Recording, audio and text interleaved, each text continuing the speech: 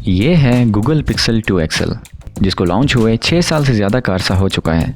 अपने ज़माने का कैमरा किंग समझा जाने वाला ये फ़ोन आज भी आपको किसी न किसी के हाथ में नज़र आ ही जाता होगा। लेकिन इसकी वजह है क्या? इतना पुराना फ़ोन होने के बावजूद कैसे लोग इसको आजकल इस्तेमाल कर रहे हैं? सबसे पहली वजह तो जाहिर है कि ये अपने ज़माने का फ्लैगशिप फ़ोन था, लेकिन इसके अलावा इसमें 2017 के वो तमाम फीचर्स मौजूद हैं जो उस ज़माने के किसी भी फ्लैगशिप फ़ोन के अंदर होना लाजमी समझे जाते थे। और आप जानते हैं कि फ्लैगशिप फ़ोन चाहे जितना भी पुराना हो जाए, वो एक लंबे अरसे तक अपनी पीक परफॉर्मेंस पर रहता है।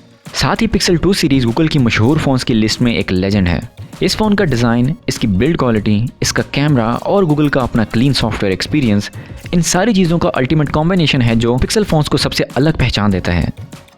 आज की इस थ्रोबैक वीडियो में आप इन 6 एस्पेक्ट्स के बारे में जान सकेंगे और देखने की कोशिश करेंगे कि 6 साल गुजरने के बाद ये फ़ोन स्टैंड कहाँ करता है। So let's get started. सबसे पहली चीज़ इस फ़ोन का डिज़ाइन है। डिज़ाइन वाइज जो पिक्सल को एक अलग पहचान मिली है, उसमें पिक्सल 2 सीरीज़ का एक अहम किरदार रहा है। ये फ़ोन भी डुअल टोन फिनिश के साथ आया था। बैक इसकी मेटालिक थी और साथ ही थोड़ा सा शशका इसमें गिलास का मौजूद था। मेजॉरिटी पार्ट इसकी बैक साइड पर एल्यूमिनियम का है, लेकिन ऊपर का थोड़ा सा पोर्शन इसका गिलास का है।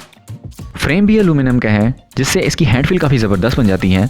लेकिन इसका एक नुकसान ये है कि आपको वायरलेस चार्जिंग नहीं देखने को मिलेगी इस फ़ोन में।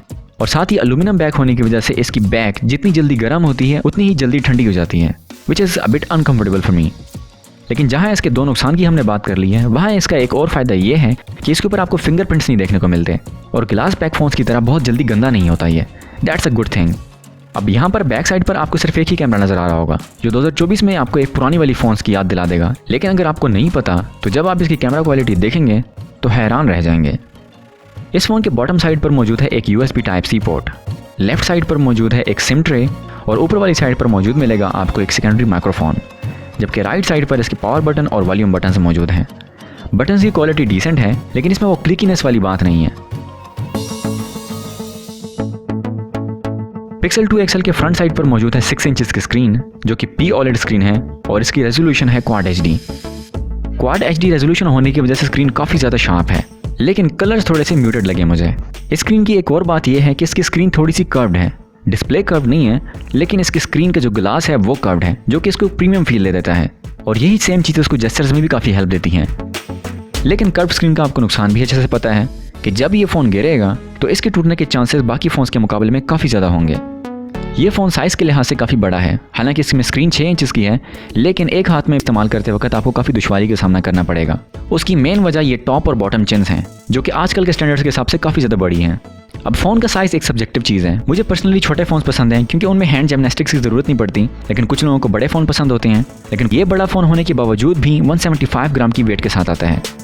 पिक्सल 2 XL की स्क्रीन इसलिए ज़्यादा शार्प है क्योंकि एक तो ये Quad HD है, दूसरा इसकी PPI काफ़ी ज़्यादा हाई है, यानी कि 538। इस स्क्रीन पर टेक्स्ट हो, फोटोज़ हो, वीडियोज़ या कोई भी चीज़ इसके ऊपर आप चलाएंगे वो काफ़ी ज़्यादा शार्प नज़र आएगी आपको। लेकिन जैसे मैंने पहले कहा, out of the box screen के कलर्स काफ़ी म्यूटेड लगेंगे आपको। लेकिन घबराने की कोई बात नहीं, इसकी सेटिंग्स के अंदर एक ऑप्शन मौजूद है जिसको ऑन करने के बाद आपकी स्क्रीन काफ़ी सैचुरेट हो जाएगी। अब फ्रंट साइड पर इसके टॉप एंड बॉटम चिन्स काफ़ी बड़ी ज़रूर हैं, लेकिन अपने आप में ये एक अच्छी चीज़ भी है क्योंकि एक तो इस स्क्रीन में कोई नॉच वगैरह का फैक्टर नहीं है, दूसरा दोनों ही स्पीकर्स फ्रंट फायरिंग है, जिससे आपका कंटेंट कंजम्पशन का एक्सपीरियंस काफ़ी ज़बरदस्त बन जाता है। अब ब्राइटनेस की बात करें तो इंडोर यूज़ में इस फ़ोन की ब्राइटनेस काफ़ी हद तक ठीक है, लेकिन जैसे ही आप इस फ़ोन को बाहर निकालते हैं तब आपको रियलिटी चेक मिलता है कि that's a very dim screen. कहने का मेरा मतलब ये है कि बाहर ही आपको स्क्रीन नज़र ज़रूर आ जाएगी, लेकिन उतनी ज़्यादा ब्राइट और वाइब्रेंट स्क्रीन नहीं है ये, जितनी आजकल के ज़माने के फ़ोन्स में होती है। ओवरऑल आउटडोर यूज़ के लिए मैं इसको गुजारे लायक स्क्रीन ही कहूँगा। अब अगर यहाँ एस्थेटिक्स की बात करें तो अगर आप इस फ़ोन पर ब्लैक वॉलपेपर लगाते हैं तो इसके टॉप एंड बॉटम चिन्स उसके अंदर मर्ज होकर छुप जाएंगी बिल्कुल, और उसके बाद देखने के बाद फ्रंट साइड से आपको ये बिल्कुल नहीं लगेगा कि ये कोई 6 साल पुराना फ़ोन है। चलो जी, बहुत होगी डिस्प्ले की कहानी, अब है कैमरा की बारी। कैमरा वाइज पिक्सल 2 XL वो फ़ोन है जिसने काफ़ी हाइप क्रिएट कर रखी थी। वो इसलिए कि इसमें एक ही कैमरा मौजूद था, लेकिन वो जिस किस्म की पिक्चर्स लेता था उस ज़माने में इस फ़ोन के करीब कोई नहीं आ सकता था। इन फोटोज़ का स्टाइल, इसकी क्वालिटी, सब कुछ ही यूनिक था।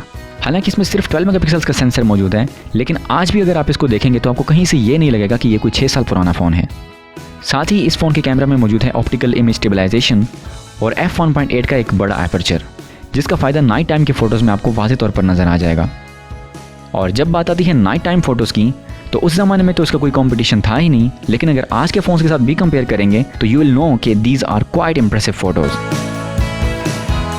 ऑन पेपर इस कैमरा की स्पेसिफिकेशंस कुछ खास नहीं है, इसमें ऐसा कुछ नहीं है जो कि हमने पहले कभी नहीं देखा था। इनफैक्ट उस टाइम पर LG G5, G6 जैसे फ़ोन्स के अंदर डुअल कैमराज आ रहे थे, जबकि इसमें सिर्फ एक कैमरा मौजूद था। लेकिन जहाँ पर ये फ़ोन शाइन करता था वो है इसका सॉफ्टवेयर मैजिक। अब ऐसा नहीं है कि आजकल के ज़माने में आउटडेटेड हो गया है, कैमरा वाइज ही आज भी वैसा ही परफॉर्म कर रहा है जैसे उस ज़माने में करता था। और यही वो खास बात है जो गूगल फ़ोन्स को सबसे अलग बना देती है। पिक्सल फ़ोन्स की पोस्ट प्रोसेसिंग की वजह से ये फ़ोटोज़ एक्सट्रीमली शार्प, कॉन्ट्रास्टी और अमेजिंग HDR के साथ निकल कर आती हैं। फ़ोटोज़ में ज़बरदस्त किस्म की डिटेल्स मौजूद होती हैं, चाहे फिर फ़ोटो किसी जानदार की हो या फिर पौधों की।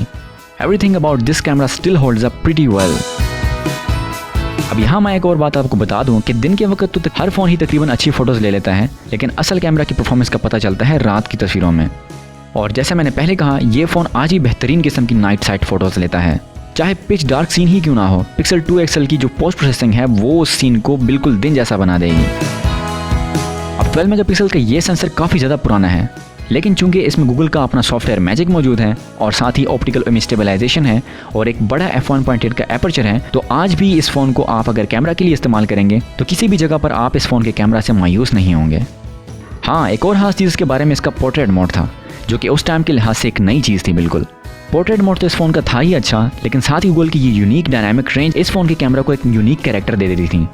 और आज भी अगर आप कोई भी पिक्सल उठा लें और उसको किसी और ब्रांड के फ़ोन के साथ कंपेयर कर लें तो आपको ईजिली पता चल जाएगा कि इसमें पिक्सल की फ़ोटोज़ कौन सी हैं।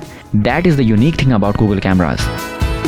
अब आज के हिसाब से ये पोर्ट्रेट मोड उतना एक्यूरेट तो नहीं है, लेकिन यही वो सारी फोटोग्राफी की ट्रिक्स और प्रॉज एंड कॉन्स थे जिसकी वजह से पिक्सल कैमरा किंग बन गया था। फ़ोटोज़ अपनी जगह, वीडियोज़ भी काफ़ी बेहतरीन हैं इस फ़ोन की। OIS होने की वजह से इसकी वीडियोज़ ऑप्टिकली स्टेबलाइज होती हैं और इस फ़ोन की वीडियोज़ में बेहतरीन किस्म की डायनामिक रेंज भी मौजूद होती हैं। अब कलर्स और डायनामिक रेंज 2017 के हिसाब से तो ठीक लग रही है, लेकिन आज के हिसाब से इसकी डायनामिक रेंज काफ़ी वीक समझी जाएगी। ओवरऑल मेरे हिसाब से शार्पनेस और कलर रिप्रोडक्शन के हवाले से एकदम परफेक्ट वीडियोज़ बना रहा है आज भी ये फ़ोन। इस फ़ोन से आप मैक्सिमम 4K 30 FPS की वीडियोज़ बना सकते हैं। फ्रंट कैमरा 8 मेगापिक्सल्स का है जो कि अच्छी पिक्चर्स ले लेता है और इन सेल्फीज़ एंड वीडियोज़ में काफ़ी अच्छी डायनामिक रेंज भी मौजूद होती हैं। और शार्पनेस का तो आपको पता ही है। इनफैक्ट अगर मैं कहूँ कि ये सेल्फीज़ आज के किसी भी दूसरे फ़ोन को टक्कर दे सकती हैं तो गलत नहीं होगा। और हाँ, ये फ्रंट कैमरा पोर्ट्रेट सेल्फीज़ भी सपोर्ट करता है। सॉफ्टवेयर एंड सिक्योरिटी के हिसाब से कुछ साल पहले तक तो ये फ़ोन बिल्कुल ठीक था, क्योंकि इसको सिक्योरिटी अपडेट्स मिल रही थी और सिक्योरिटी पैचेस इसको रेगुलरली मिल रहे थे। लेकिन चूंकि एंड्रॉयड 15 आने लगा है और ये अब तक एंड्रॉयड 11 पर स्टक है, तो सॉफ्टवेयर और सिक्योरिटी के हिसाब से ये काफ़ी ज़्यादा पुराना हो चुका है।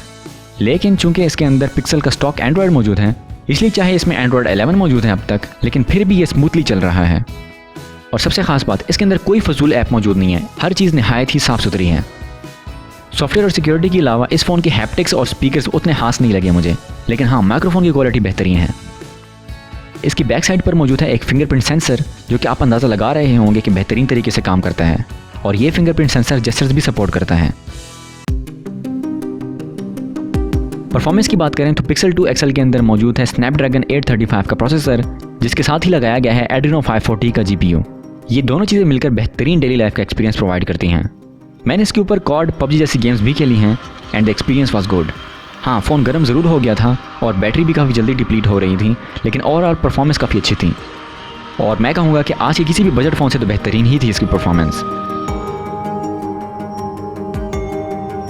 बैटरी इस फ़ोन की 3500 mAh की है, जो कि नॉर्मल यूज़ पर तो एक दिन आराम से निकाल लेगी, लेकिन जब आप इसके ऊपर हैवी ड्यूटी परफॉर्मेंस वाला काम करेंगे तो ये आपका मीटर शॉर्ट करवा देगी।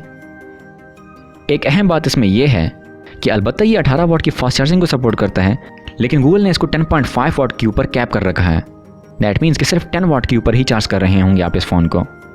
आज 6 साल बाद ये फ़ोन यूज़ करने के बाद मुझे तो नॉस्टैल्जिक फील आ गई, और साथ ये ख्याल भी आ गया कि ये और इस जैसे और काफ़ी पुराने फ़ोन थे जिन्होंने स्मार्टफोन फोटोग्राफी को एक अच्छी डायरेक्शन की तरफ रवाना कर दिया था। और साथ ही ये सवाल भी जहन में आया कि अगर इस फ़ोन को कोई यूज़ करना चाहेगा आज के ज़माने में तो उसको करना क्या चाहिए। तो सबसे पहले तो आपको देखना चाहिए कि इसकी बैटरी हेल्थ कैसी है, और साथ आप खुद से सवाल पूछेंगे कि क्या आपको लेटेस्ट सॉफ्टवेयर एक्सपीरियंस चाहिए या नहीं। अगर तो चाहिए तो आपके लिए ये फ़ोन नहीं है, लेकिन अगर आपको फ़र्क नहीं पड़ता कि इसमें कोई लेटेस्ट एंड्रॉयड नहीं चल रहा तो आप आज भी इस फ़ोन को यूज़ कर सकते हैं। अब तक के लिए इतना ही। Please make sure to subscribe. I will see you in the next one.